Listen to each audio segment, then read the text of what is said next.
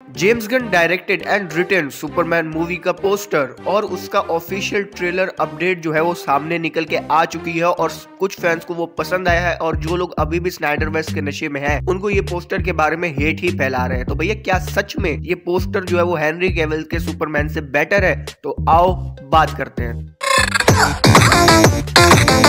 भैया रात के अंदर ये पोस्टर आता है और जब मैंने इस पोस्टर को देखा तो भैया मेरी आंखें चमक गई। क्या ही ब्यूटीफुल कलर्स थे इस मोशन पोस्टर के। भैया मैं तो देख के खुश हो गया। कुछ महीनों पहले इन्होंने मार्च या अप्रैल के अंदर जो पोस्टर डाला था ना, ये उससे काफी बेहतर है। और जो हमने सेट इमेजेस देखी थी और उनके अंदर जो हमें सूट दिखाया गया था बिल्कुल उसी से रिजेंबल करता हुआ। बट जहां तक बात रही वो पिछले पोस्टर की, तो वो यार मुझे कोई इतना बेहतर पसंद नहीं आता। मैं वाकई में कहता हूँ कि अगर यही दिखाना था तो उसको रिप्लेस क्यों किया। बट जब मैंने ये वाला पोस्टर देखा है, ये सूट देखा है जो फिटेड सूट है उसकी तरह ढीला डाला या कहीं से लूज नहीं हो रहा, ये मजा दे रहा है देखने के अंदर। और जब मैं सेट इमेजेस में देख रहा था, जब मैंने वो अपना आपने देखा होगा उस वीडियो के अंदर थंबनेल के अंदर, तो मैंने सेट इमेजेस देखी, उनको गौर से देखा तो हाँ उन्होंने सूट के ऊपर डिटेलिंग के अंदर अब काम किया है और सूट को फिट कर दिया गया है पिछली शायद बातों को सुनते हुए। और अब जब मोशन पोस्टर के अंदर ये हमने सूट देखा है तो ये काफी बेहतर है और ये मुझे बहुत पसंद आया। और जहां तक बात रही इसके ट्रेलर अपडेट की, तो भैया ट्रेलर रिलीज होगा थर्सडे की शाम 7:30 बजे इंडिया के टाइम के मुताबिक, और हम इसको थर्सडे शाम 7:30 बजे देख लेंगे। अगर आप लोगों को देखना है तो मेरे रिएक्शन चैनल को भी सब्सक्राइब कर लो। अगर आपको इसका रिव्यू देखना है तो मेरे इस चैनल को सब्सक्राइब कर लो ताकि आप इन दोनों वीडियोस को मिस ना कर पाओ। तो भैया 2013 के अंदर जब स्नाइडरवर्स की छत्र छाया के अंदर सुपरमैन मूवी को बनाया जा रहा था, मैन ऑफ स्टील मूवी को, तो जो उसका फर्स्ट लुक सामने आया था, जो हमने डेविड कॉरेंसवर्थ का देखा था, जो फैंस को बिल्कुल नहीं पसंद आया था,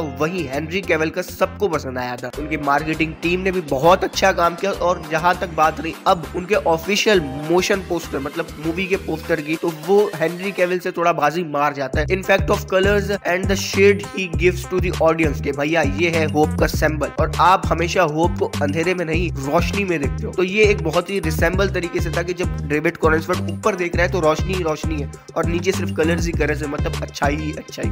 और जब हेनरी कैविल के सुपरमैन को देखते हैं एक मतलब ट्रेजेडी होप दिखती है कि भैया ये उम्मीद है जब आप सब कुछ करके भी कुछ ना कर पाओ फिर भी आपको पता होगा कि आप वो कर लोगे, तो उसी को कहते हैं असली उम्मीद। हेनरी कैविल का सुपरमैन इनफैक्ट बहुत अच्छा था। हेनरी कैविल के सुपरमैन को बहुत ही अच्छे तरीके से वेल एस्टेब्लिश किया गया था कि वो कैसे ह्यूमैनिटी को समझ रहा है, कैसे ह्यूमैनिटी को एक्सप्लोर कर रहा है, अपनी पावर्स के साथ उनके साथ जीने की कोशिश कर रहा है। और यही बात है कि हम हेनरी कैविल के सुपरमैन से अटैच हो गए थे। जब बैटमैन वर्सेस सुपरमैन के अंदर सुपरमैन का जो हमें दिखाया गया था कि वो कैसे लोगों के साथ इंटरेक्ट करके जीने की कोशिश कर रहा है, तो वहीं पे ऑडियंस सुपरमैन से कनेक्ट हो गई थी। और वो दिन है और आज का दिन हम हेनरी कैविल के फैन है because of the image that Snyderverse has made for Henry Cavill Superman. और वही चीजें आपको अब डेविड कॉरेंसवर्थ के सुपरमैन के साथ करनी है। जेम्स गन पहले ही कह चुके हैं कि वो इस मूवी के अंदर सुपरमैन की एक अलग साइड हमें दिखाएंगे कि वो कैसे अपनी ह्यूमैनिटी को एक्सप्लोर कर रहा है। वही चीजें जो हम हेनरी कैविल के सुपरमैन के अंदर देखना चाहते थे। वार्नर ब्रदर्स की बकचोदी की वजह से हमने सुपरमैन को बहुत ही जल्दी डार्क कर दिया था। मतलब आपने सुपरमैन को एज अ होप स्टार्ट किया तो फिर कब आपने उसको विलन बना दिया ये तो पता ही नहीं चला। तो यही वजह है कि स्नाइडरवर्स जो है वो पिटा कि हम सुपरमैन को एज अ होप सिंबल देखते हैं, हम उसको इविल वर्जन भी देखना चाहते हैं। बट वही जब आप एक वेल एस्टेब्लिश सुपरमैन को अचानक से कहोगे कि ये आपकी अगली मूवी का विलन है, तो भैया ये कहीं भी जस्टिफाई नहीं करता है और आप उसको हीरो बना दोगे जिसको सब बोलते हैं कि भैया ये 20। तो इसी वजह से ज्यादातर फैंस जो है वो हमेशा स्नाइडरवर्स से नाराज ही रहते हैं। लेकिन जो लोग उनके नाराज भी इसी वजह से है कि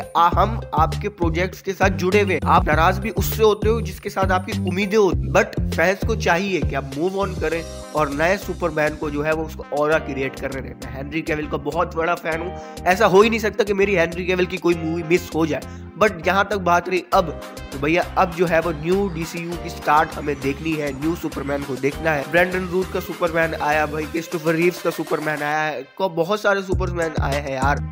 अभी रिसेंटली सुपरमैन लुइस सीरीज खत्म हुई है, उसका किसी को फिक्र थी नहीं। हेनरी कैविल की क्यों थी? आपने तो सिर्फ उसको 3 मूवीज में दिखाया, बट जो उन्होंने उसका जो साइड क्रिएट की, जो उसका ऑरा क्रिएट किया, तो वो अब तक जो है वो लोगों के बीच है कि ये है सुपरमैन हमारा। तो भैया अब आपको चाहिए कि इसको ओवरकम करें। और टीजर ट्रेलर देखने के बाद जो अभी तक नेगेटिविटी फैला रहे हैं, तो मेरा उनसे सिर्फ यही कहना है कि भैया न्यू चीजों को चांस दो। आपने फेसबुक के ऊपर वो मीम बहुत दफा देखा होगा कि जो है वो डीसी के फैंस इंटरनेट पे बहुत ज्यादा और थिएटर्स में कोई नहीं आता है। तो भैया अगर वही डीसी फैंस अगर थिएटर पहुंच जाए तो आई कैन से कि डीसी मार्वल से भी बड़ा यूनिवर्स बन सकता है। और जेम्स गन ये प्रूफ भी करेंगे कि डीसी के अंदर वो पोटेंशियल है, वो सुपर हीरो कंटेंट दे सकता है जो हमने कभी मार्वल या किसी और फ्रेंचाइज से एक्सपेक्ट भी नहीं किया था। हम देख सकते हैं कि सुपरमैन के बाद कौन कौन सी मूवीज लाइनअप के अंदर है। Super girl, women of the tomorrow, authority. यार अथॉरिटी के लिए तो मैं बहुत ज्यादा एक्साइटेड हूँ कि वो लोग एक सुपर विलेंस की टीम के साथ क्या एक्सपेरिमेंट करेंगे। तो भैया इस चीजों की एक्सपेक्टेशंस मेरी बहुत ज्यादा है। तो भैया जेम्स गन से मैं उम्मीद भी यही करता हूँ कि वो डिलीवर करेंगे। आप सबका इन चीजों के बारे में क्या कहना है मुझे नीचे कमेंट सेक्शन के अंदर जरूर बताना। अगर आपको इसका रिव्यू देखना है ट्रेलर का तो नीचे चैनल को सब्सक्राइब कर दे जाओ। मिलता हूँ ऐसे किसी नेक्स्ट वीडियो में। बाय।